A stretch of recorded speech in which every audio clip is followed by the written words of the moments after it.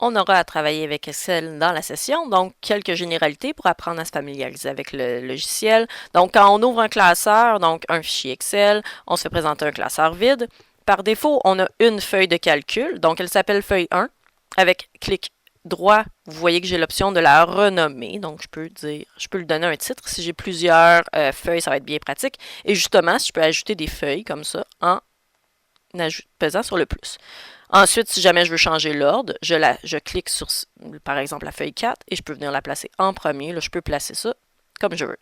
Donc, ça nous permet d'organiser notre travail avec différents sujets sur des feuilles nommées comme nous le voulons. Maintenant, donc, quand on travaille dans Excel, il y a différents types de cellules. On peut avoir des cellules de texte, des cellules de calcul. On va aller regarder ça. Donc, cellule de texte, ça le dit, c'est si j'ai besoin d'écrire. Donc, on peut toujours écrire dans une cellule. Donc, par exemple, bonjour tout le monde. Donc, j'avais oublié, j'avais mis ça en gras. Donc, vous voyez dans le menu accueil là, qu'on peut changer les polices. Là, ici, c'est en gras, je peux décider de l'enlever. Bon, je peux mettre des couleurs centrées, etc. Juste, il faut comprendre qu'ici, j'écris bonjour tout le monde dans la cellule A3, mais ça dépasse. Ça ne m'empêche pas d'écrire quelque chose dans la cellule B3. Donc, allô, et là, ça écrase. Donc, si je veux éviter ça, si je veux avoir un endroit pour écrire qui est plus grand, je peux sélectionner, donc là, ici, je vais effacer ce qu'il y a dans le allô ici. Je peux sélectionner un certain nombre de cellules. Donc, par exemple, si je veux faire comme ce qui est en bleu ici, là, de A3 à I3. Donc, si je veux avoir tout cet espace-là pour écrire, je le sélectionne, je fais clic droit et je vais dans format de cellule. Et donc, ce que j'ai utilisé, là, c'est fusionner les cellules. Et là, ceci ne devient qu'une seule cellule. Donc, bonjour tout le monde. Allô, allô. Donc, ça, c'est pour tout ça. Donc, ici, là, je peux utiliser justement, là, j'avais mis du petit bleu, là, je peux utiliser ce que je veux pour mettre des couleurs. Donc, ça peut être pratique pour structurer une feuille. Si on a vraiment à écrire un long texte, ce qui va aller mieux, ça va être d'aller dans insertion. Il y a plein de choses qu'on peut insérer, mais si on s'intéresse à du texte, zone de texte. Oups, allez. Voilà. Et donc, j'écris ici, là, je l'ai faite toute petite. Je peux la grossir. Donc, ici, je vais pouvoir écrire si j'ai une réponse à donner à une question. Bon, ben ici, je vais avoir tout l'espace que je veux. C'est carrément là, comme un Word de base. Donc, je peux la grossir. Si je me rends compte qu'il me manque de place, par exemple, je veux des lignes de plus. Vous voyez que j'ai déjà des choses écrites ici, là, mais j'aimerais ça écrire des choses. Je viens ici.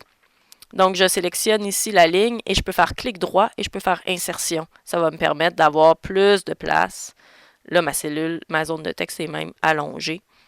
Je pourrais revenir la refermer pour avoir de l'espace ici. Je pourrais faire la même chose avec une colonne. Si je veux faire de l'espace ici, je pourrais faire un clic droit et insérer une nouvelle colonne. Donc, ça a tout tassé là, vers la droite. Au niveau des cellules de calcul, donc premièrement, qu'on écrit un nombre, donc Excel pourra l'utiliser pour faire des calculs. Donc, par exemple, j'ai 1, 2, 3. Il faut faire attention pour les décimales. Ce qui est important, c'est d'utiliser la virgule. Si j'écris 1.1, ça, vous voyez, il ne tasse pas là, à droite. Pour Excel, c'est du texte. Donc, si je veux faire un calcul, c'est bien important de commencer par égal. Donc, si je veux faire 2 fois 1, il va calculer 2 fois 1, ça fait 2. Mais par exemple, si je n'écris pas le égal et j'écris 2 fois 1, vous voyez que c'est la petite étoile là, qui fait la multiplication, ça reste comme ça. Donc, bien important de mettre un égal. Donc, je disais que si je prends la virgule, 1,1, ça, c'est considéré comme un nombre. Vous voyez qu'il y a écrit même 1,10. Et là, je peux l'utiliser, ce nombre-là, donc dans un calcul. Si je veux utiliser le contenu d'une cellule, je vais faire ça. Je l'ai sélectionné. Donc, ça fait 2.2. Mais vous voyez que si je viens ici et je fais 2 fois le contenu de cette cellule-là, j'ai une erreur ici. Donc là, si je viens ici, là, poser ma souris sur le petit carré vert, je peux cliquer ici. Là, le type de données d'une valeur utilisée dans la formule est incorrect. Donc, c'est tout simplement que le 1.1, pour lui, ce n'est pas un nombre. Donc, il ne comprend pas. À ce moment-là, je peux venir tout simplement effacer le contenu de ma cellule. Voilà, ce n'est pas bon. Vous voyez ici, là, tantôt j'ai déjà travaillé dans le classeur, j'ai dû laisser que je voulais 2 décimales. Donc, quand on veut changer le nombre de décimales, soit par le menu accueil, on voit les 2 boutons ici. Sinon, je peux faire un clic droit et j'ai ce menu-là qui apparaît. Donc, si je peux ajouter des décimales, réduire les décimales. Faut pas s'inquiéter. Donc, par exemple, si je veux faire 1 divisé par 3, donc ce qui donne 1 tiers, Excel, il fait du numérique, il va m'écrire ceci, 0,333 plein de 3. Si je me dis, donc, moi, je veux travailler à 2 décimales, donc je peux venir ici réduire les décimales. Et donc, dans mon travail, je travaille avec 2 décimales. Mais si j'ai à réutiliser ce résultat-là, par exemple, si je veux faire 2 fois ce qu'il y a ici, il n'y a aucune perte. Donc, dans la mémoire d'Excel, il n'y a pas de perte de précision. Même si ici, j'affiche à 2 décimales, Excel se souvient quand même de la valeur précise. Donc, si je pourrais revenir, rajouter des décimales autant que je veux, là, vous voyez que les colonnes s'ajustent. Donc, si on arrive à la limite d'Excel, par exemple, il nous met des zéros. Donc, c'est pas tout à fait exact. Donc, voilà pour les feuilles, les cellules de calcul. Et puis, un type de calcul qu'on va vouloir faire, là, qui est bien pratique à connaître, c'est ce que j'appelle la copie incrémentée.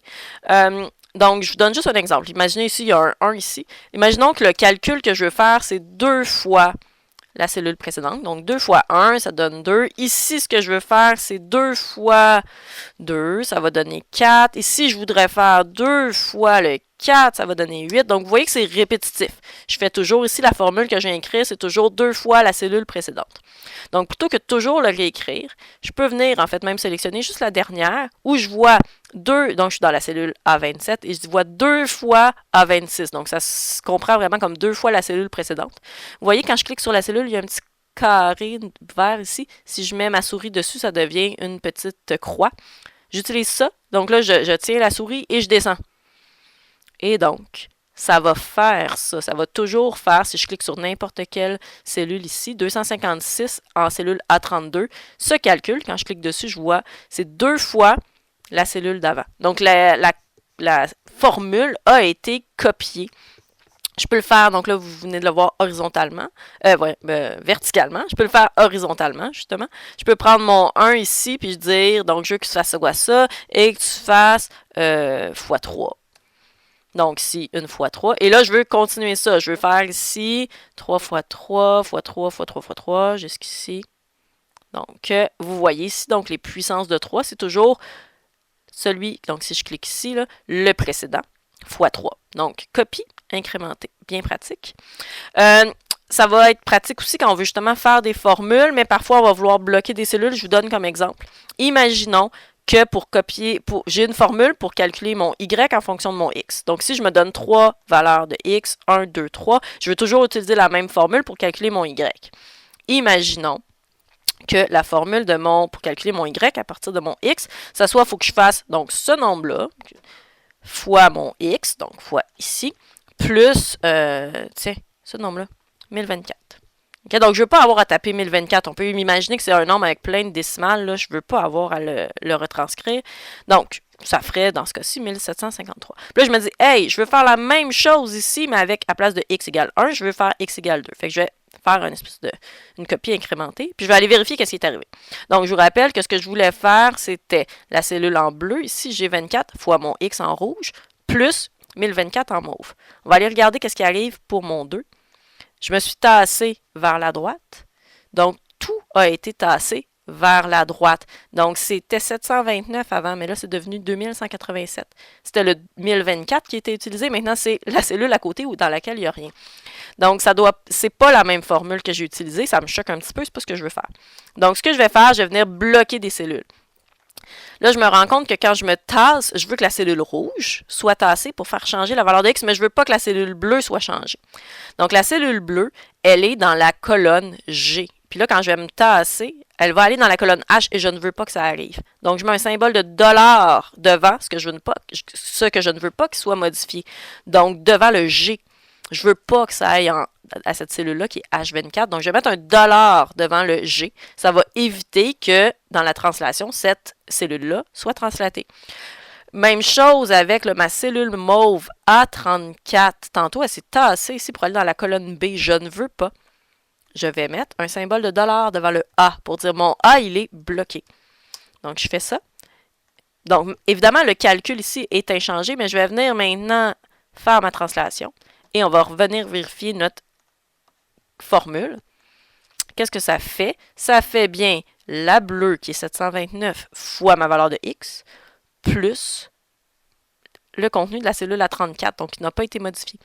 Donc, le dollar devant la colonne va éviter que la colonne ne soit translatée. Si j'étais en vertical, on pourrait faire exactement la même chose. Donc, je ne sais plus c'était quoi ça. On peut dire, bon, je pense que c'était 729 fois mon X plus 1024. Si je ne fais rien, puis je me dis, bon, ben, je veux faire la même chose pour mes différentes valeurs de X, quand je vais descendre, allons vérifier qu'est-ce qui arrive. Il se passe des choses étranges. Mon 729 est remplacé par une cellule vide. Mon 1024 est remplacé par 2048. Je ne veux pas ça. Donc, revenons à ma formule originale, celle que j'ai tapée. Donc, mon G24, je ne veux pas qu'il devienne G25. Donc, le 24 qui est là ne doit pas être modifié. Je vais mettre un dollar devant. Même chose avec mon A34. Le 34 ne doit pas devenir 35. Donc, je vais mettre un dollar devant. Ça ne modifie pas le résultat obtenu avec la formule originale, mais quand je fais mon déplacement, voilà, je calcule les bonnes valeurs pour mes Y. Donc ça, c'est des exemples de choses qu'on aura à faire, en fait, que si vous connaissez, ça va vous sauver du temps. Donc, pour travailler avec Excel.